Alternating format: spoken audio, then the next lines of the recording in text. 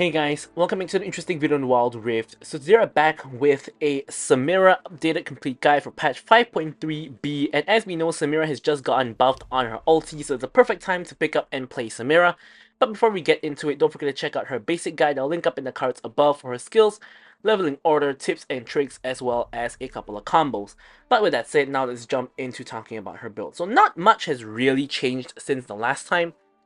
Basically, you still want to start with the Gluttonous Greaves, early AD, and Omnivamp, and then you actually want to go for Collector first. I'm not the biggest fan of Collector personally, but it's actually really useful in Samira. Getting the early Armor Pen is actually really good for snowballing, and furthermore, the passive, the Death and Taxes passive, is actually useful on Samira, unlike a lot of other champions. Like, for example, on Jhin, the passive is basically useless, but on Samira, because of her ulti dealing many instances of small damage, you can actually have that little small damage that puts them below the 5% threshold and actually proc the Collector. So this is actually a very useful item on Samira. Now the main change between the last build and this build is really changing Immortal Shield Bow for Bloodthirster. So you could still go for Shield Bow here and people still do that, but pretty much it's a choice of which one you actually want. And Bloodthirster basically gives you better stats, and Shield Bow gives you that, shield that comes off cooldown every once in a while that's gonna actually protect you when you get low. So both of them have pros and cons. Then IE for that extra AD and, extra crit rate, and of course, small reminder for the Armor Pen and the Grievous Wounds, pretty standard stuff. And your last item, you're gonna go for something defensive. So of course you could go for Steric's Gauge, you could go for Maw of Mordius, but I want to point out a really interesting option here, which is the Hextech Black Cleaver. So with the new Hextech Black Cleaver, you only need 4 instances of damage to actually proc the 24% armor reduction. So this is actually very useful because when you ult, you're instantly gonna proc the Black Cleaver. It also gives you AD, ability haste, and health. So the 400 health actually makes you really tanky because ADCs don't have a lot of health in the first place. So with that 400 health, is gonna actually, you're actually gonna get quite a bit tankier. And of course, the extra movement speed helpful as well. Runes, nothing much has really changed. We have Conquer, because you're going to auto-stack it when you actually hit your S rank on your passive. Brutal, of course, because you pretty much don't have very much better options. You don't actually auto-attack that much, but maybe you can go for Triumph if you want to, but Brutal is pretty much for the early game fights. Then we have Coup de Grace, because Samira is all about killing people and resetting, so I think Coup de Grace is a good option. Of course, Giant Slayer can still come in handy if you're against a tanky team. In this game, I was against a very squishy team, so Coup de Grace is the option I went for. Bloodline, of course, for the healing, and Sudden Impact for that extra lethality when you're dashing in with your E. For the spells, you can go for Flash together with Exhaust. I go for Exhaust 100% of the time, but Barrier is also an option you can go for that is pretty popular among Samira players. But with that said, now let's move on to talking about the gameplay. Okay, so now we're hopping into the gameplay itself. Of course, before we really, get too deep into it, don't forget to like, comment, and subscribe. Any questions, queries, or remarks, feel free to leave them in the comments below, and I will, of course, be sure to address them. But with that said, now let's actually take a look at our gameplay. Now, I think this is needless to say, but Samira needs to be played with a support that has CC. So generally, this means an engaged support, Nolus, Leona, Blitzcrank, Alistar, things like that. Some enchanters can work as well, like Nami, for example, or maybe Janna, but generally the other enchanters not very good. So here you can see the absolute disaster of a Blitzcrank hook that was. This is going to be a really hard match because basically the idea here is Blitzcrank Samira is an all-in lane. Basically what needs to happen is Blitzcrank hooks someone in, Samira kills them, and then we snowball off of that. Whereas Caitlyn and Seraphine is a very poke-heavy lane. Caitlyn has insane attack range, and Seraphine has a lot of spells she can just toss at you like what just happened here, and she can, poke you out pretty easily. So poke lanes beat all-in lanes in the long run, because what happens here is, as you can see what's happening to me and Blitzcrank already, is they're going to keep on poking us to a point where we can no longer all-in.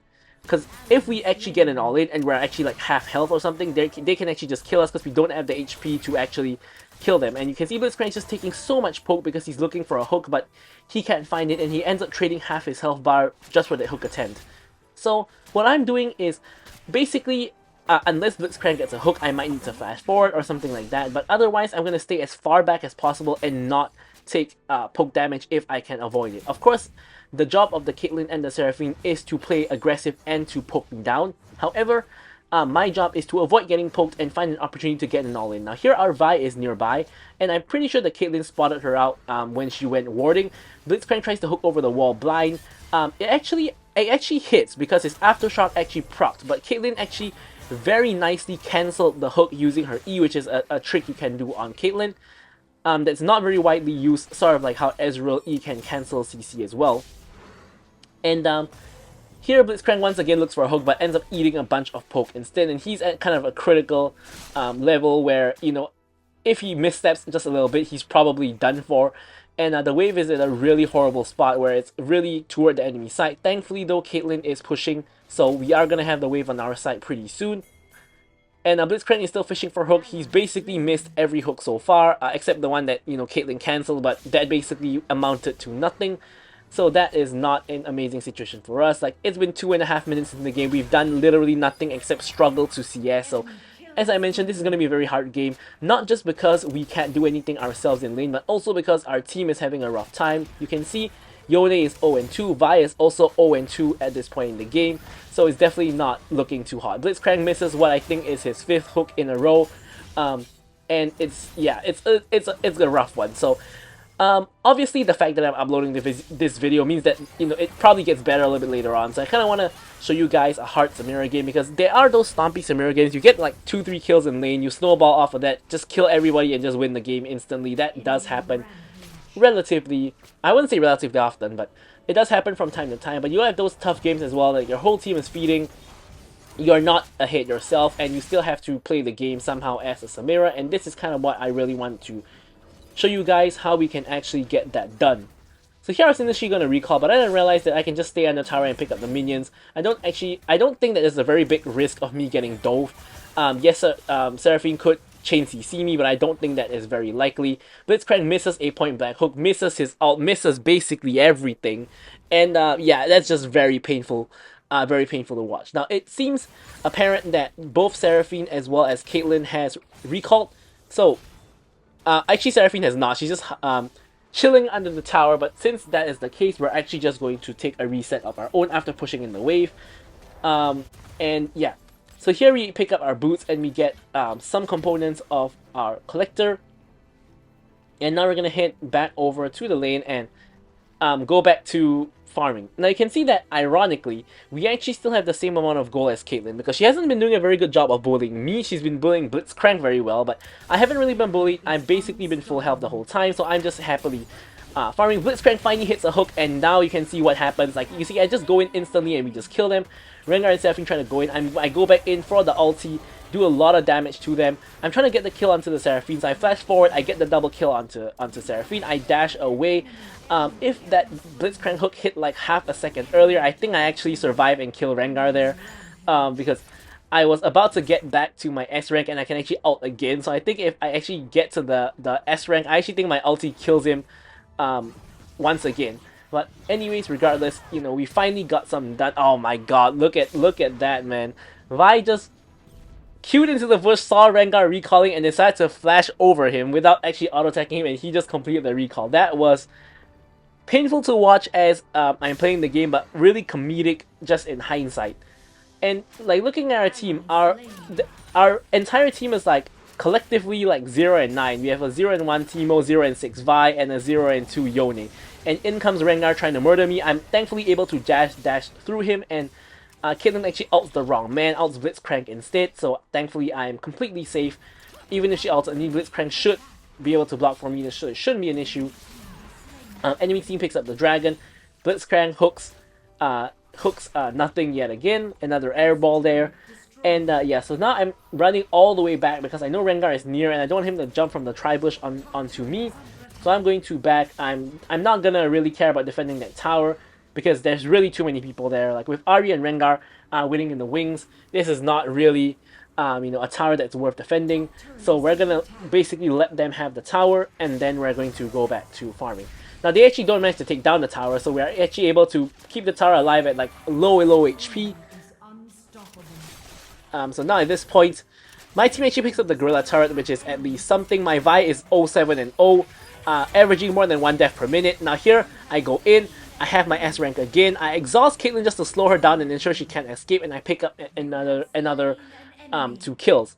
So at this point, even with 4 kills, in my pocket, I still have less gold than, of course, the Ahri who's 6-0, Rengar who's 5-0, and the Fiora who is 1-0 but has basically taken the entire Teemo turret. And speaking of turret, now we actually have a chance to get some tower plates of our own.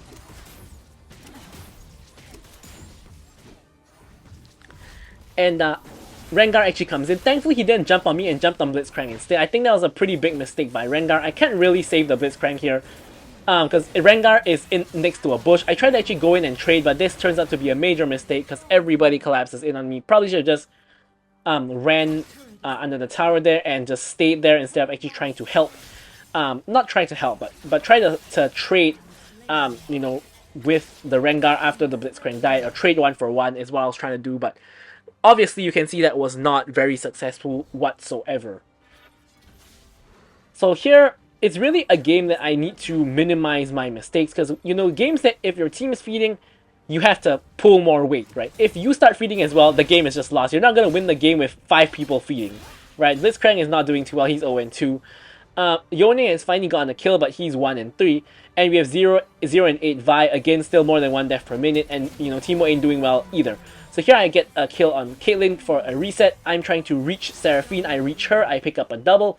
Now Ahri is the next target.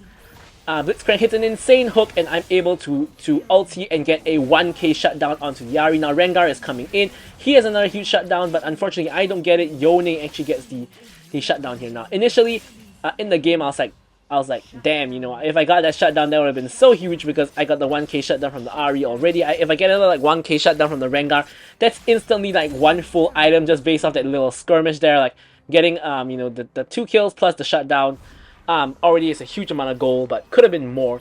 But in hindsight, or not even in hindsight, in the game itself, I actually realized that giving Yone that kill, or I didn't give it to him, but Yone getting that kill was actually very beneficial for our team.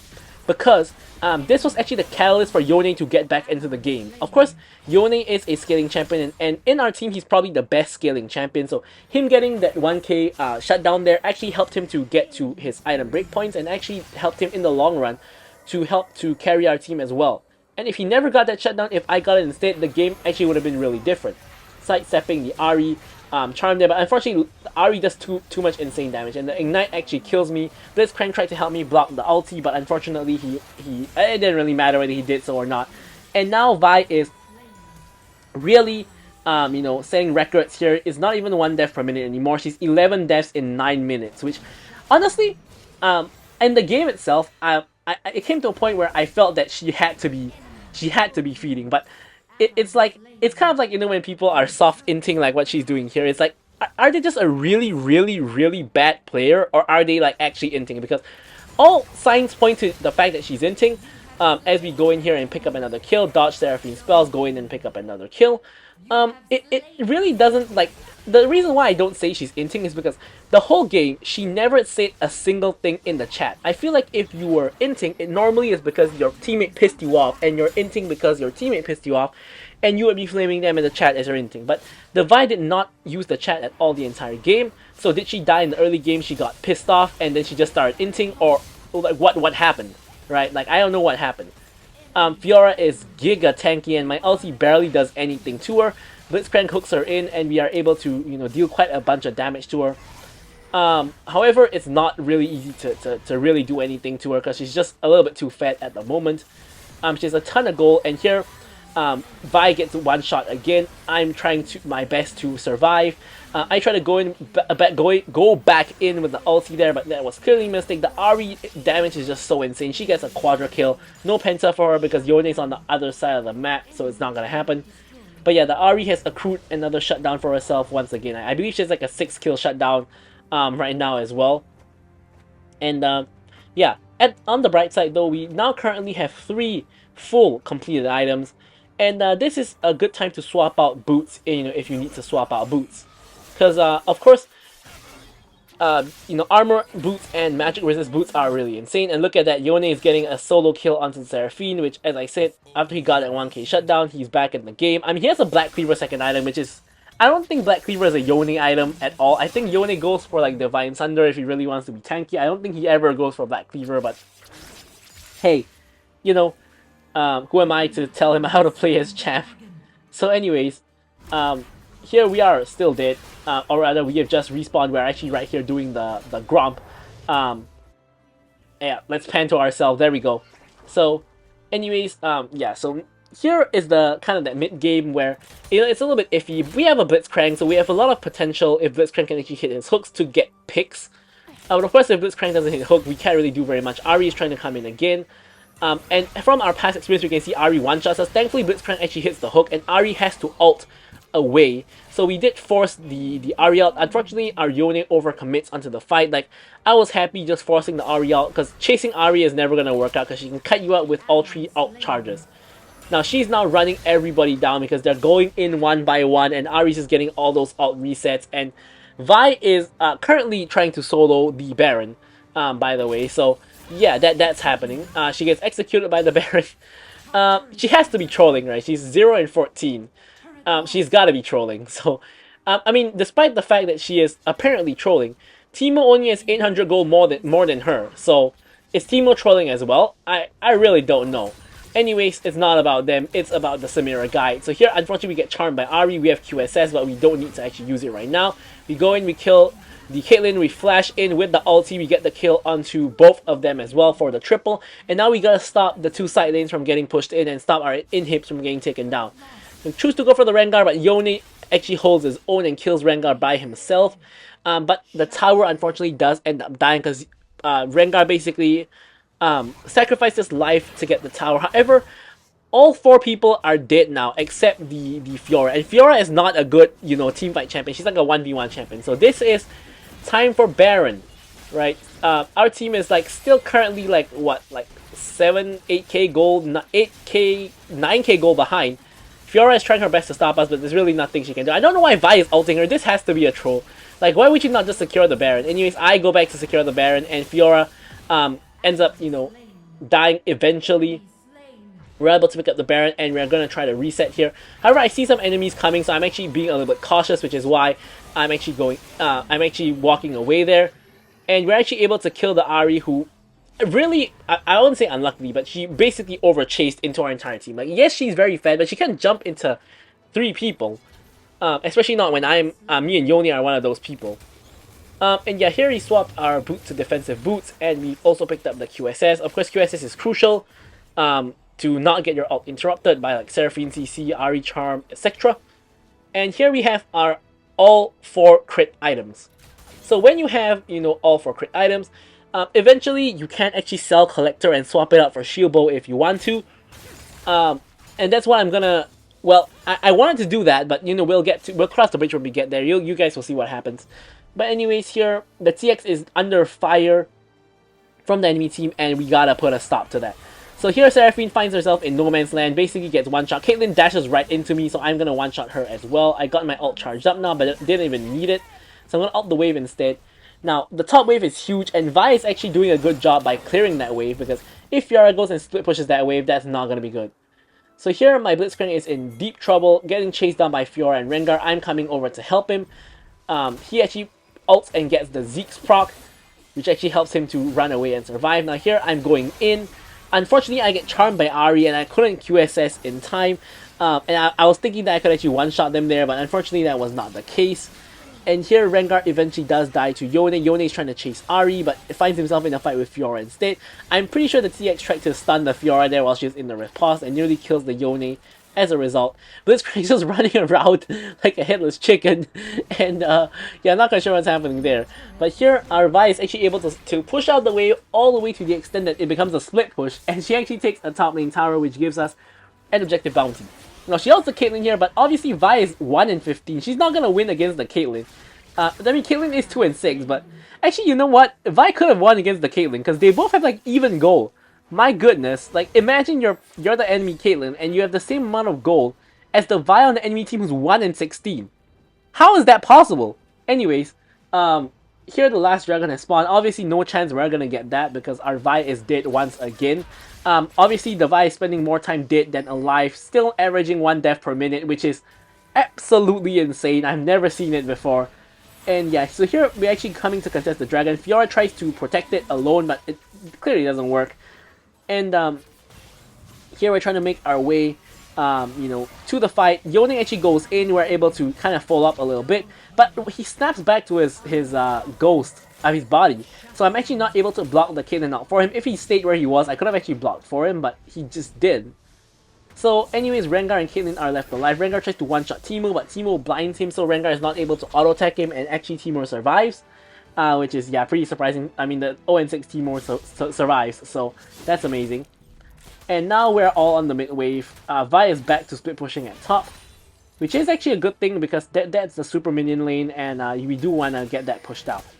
So here we remove the enemy vision, and we're going to get some vision of the dragon of our own. The enemy team definitely wants this dragon because it's going to be soul for them, so there's definitely an interest in the dragon. Now Vi is actually coming over, and we're actually going to try to attempt to get the dragon. I say that, but Vi decides to just not care and go onto Caitlyn instead. Thankfully, she distracts Caitlyn for long enough for me to get the dragon, and Teemo also continues inting, giving Caitlyn another kill.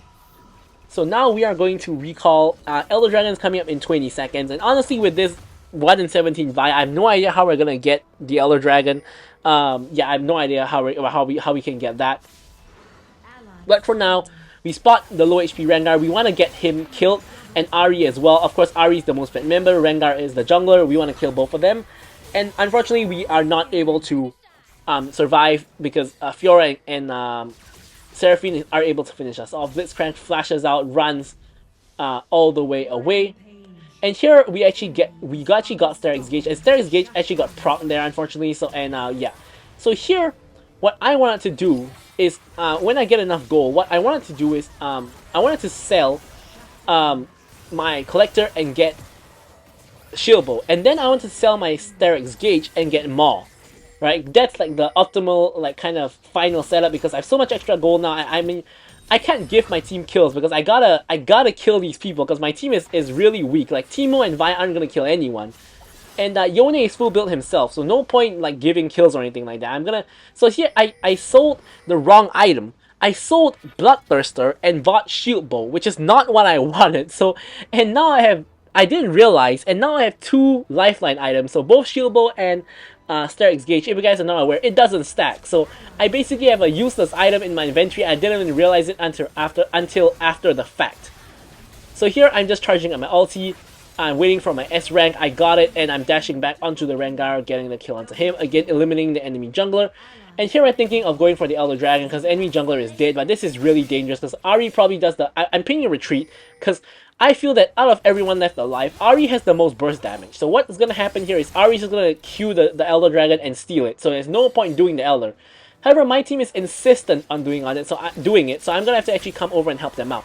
Here, Yone hits an insane ulti, and I'm going to take advantage of that to burst down the Elder Dragon. And the moment Elder is taken, Yone is able to get that Elder buff and instantly triple kill all of them. So now with the Elder, ideally what we want to do is get the Baron, because Rengar and Fiora are both actually respawning, so we can't really end the game. It's not very likely. But we are going to try to attempt to push for an inhib, at least to kind of maybe put some pressure on the mid lane, which is exactly what we're going to do. And then we're going to make our way to the Baron. Of course, Rengar could possibly steal. So the main objective here is if Rengar decides to contest the Baron, we want to turn on him and kill him, because we know our Vi, I mean, now we know Rengar is actually on the opposite side of the map, killing our Vi, so that's actually worth it. Like, I mean, yeah, go ahead, kill my 2 and 19 Vi, like, you know, no one cares. You know, he's not here to contest the Baron, and we're able to get the Baron. Fiora tries to steal it, but gets one shot by the Elder Dragon buff. Now, someone has to actually pick up the Baron Nashor. Caitlyn now actually hits me all the way from, you know, when it locked onto me before I completed my recall. And Teemo is going into the Baron. That's actually amazing, because Teemo is basically useless. I mean, Blitzcrank is more useful than Teemo at this point, because he can at least hook someone and catch them out. So we get the absolutely useless Teemo going into the Baron. And he's just walking past the minions. He doesn't care. And yeah, so here is prime time to end the game. I believe we don't have Elder buff. And actually, we do have Elder buff for just a little bit more. And insane hook by Blitzcrank, but I wasn't close enough to follow up onto the Seraphine. Everybody's alive other than Fiora, and Elder Dragon, I mean not Elder Dragon, Baron is ulting the champions instead of ulting instead of ulting the base. So I've had enough. I'm focusing the base. I don't care. We get the win here. That was a really tough match. But with all that out the way, hopefully you guys enjoyed the video. I'm gonna leave you guys with the stats as usual. Thank you guys so much for watching, and goodbye.